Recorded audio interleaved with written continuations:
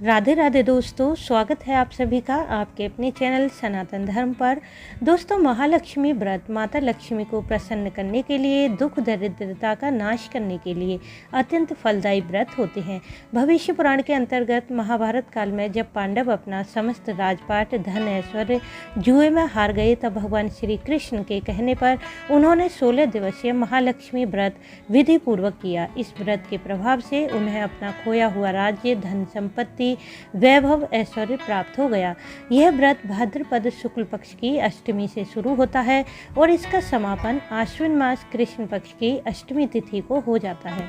इस व्रत में माँ लक्ष्मी का पूजन करने से, लक्ष्मी जी के मंत्रों का जाप श्रद्धा पूर्वक करने से धन से संबंधित सभी परेशानियां समाप्त हो जाती हैं और अखंड लक्ष्मी की प्राप्ति होती है। साथ ही संतान की भी प्राप्ति होती है। तो दोस्तों, आज की वीडियो में मैं आपसे शेयर करने वाली हूँ कि महालक्ष्मी व्रत कब शुरू है और कब समाप्त है।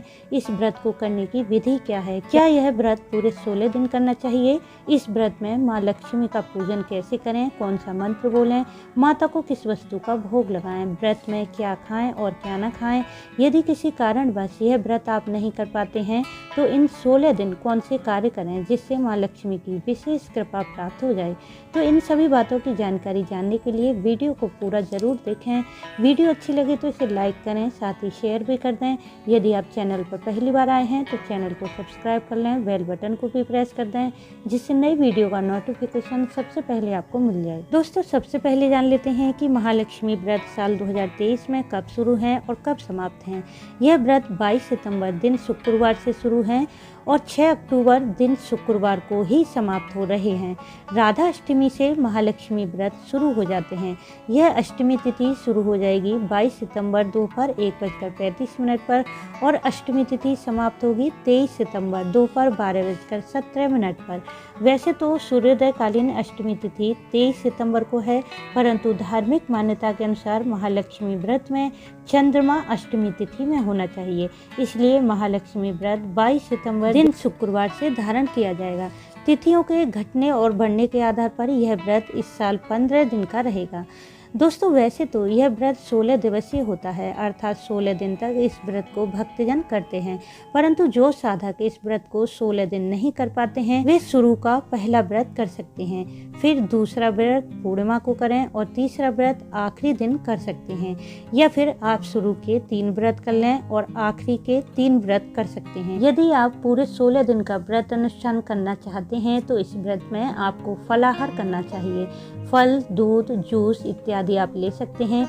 यदि आपका स्वास्थ्य ठीक नहीं रहता तो आप एक समय सेंधा नमक और कुट्टू भी ले सकते हैं। परंतु शारीरिक परेशानी के कारण इतने दिनों तक आप इस प्रकार से भी व्रत नहीं कर पाते हैं तो एक समय फलाहार करके शाम के समय माता की पूजा आराधना करने के बाद सात्विक भोजन ले सकते हैं। लेकिन यदि आप बिल्कुल भी 16 दिनों तक व्रत करने में सक्षम नहीं हैं और माँ लक्ष्मी की कृपा भी चाहते हैं तो आप सुबह और शाम माँ लक्ष्मी का पूजन करें और आरती करें, माता को भोग अर्पित करें और सुबह और शाम सात्विक भोजन लें।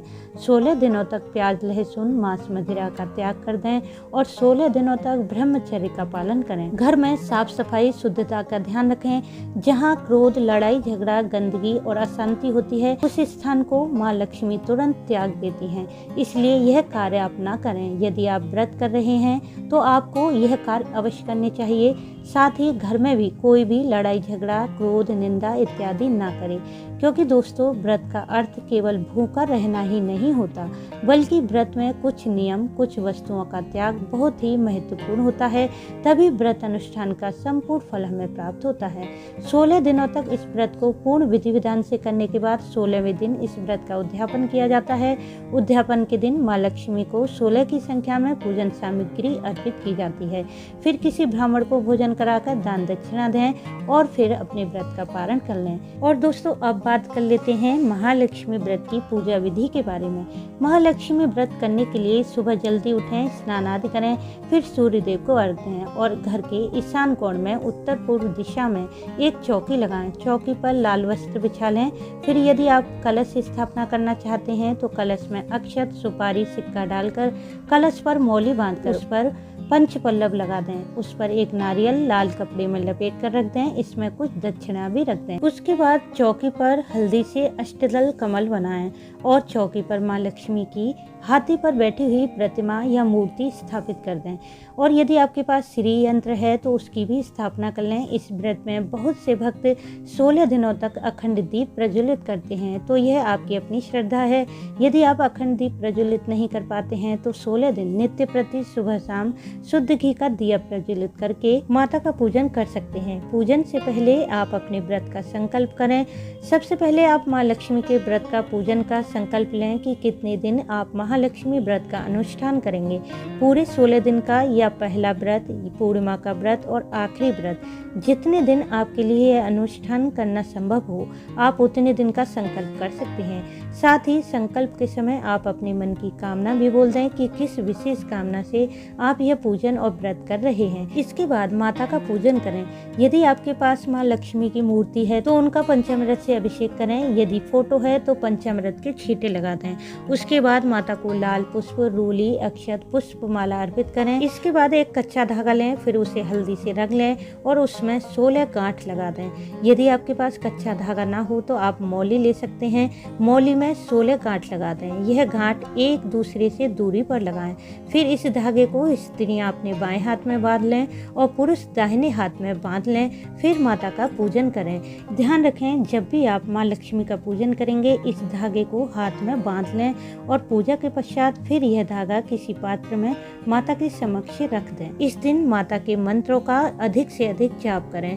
माँ लक्ष्मी के इस मंत्र की 3, 16 या 51 माला या फिर 108 माला का आप जाप कर सकते हैं। इस मंत्र की माला के लिए आप स्फटिक या कमलगट्टे की माला ले सकते हैं।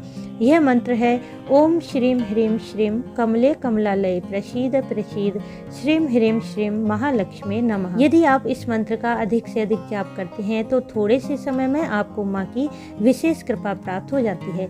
यदि आप पूरे मंत्र का उच्चारण नहीं कर पाते हैं तो श्रीम ह्रीम श्रीम का जाप भी कर सकते हैं। इस मंत्र के जाप से माँ लक्ष्मी की अपार कृपा से धन से जुड़ी सभी समस्याएं समाप्त हो जाती हैं और कर्जे से जुड़ी सभी समस्याओं का भी अंत हो जाता है। साथ ही कार्यों में भी सफलता मिलती है।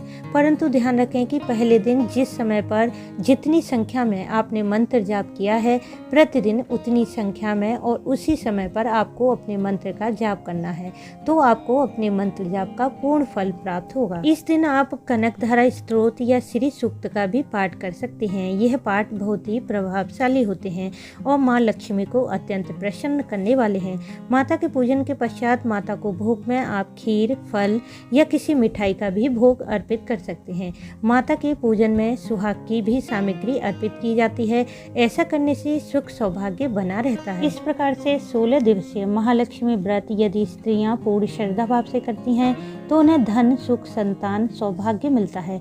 वहीं पुरुष इस व्रत को करते हैं तो उन्हें नौकरी, व्यापार, बिजनेस में तरक्की मिलती है।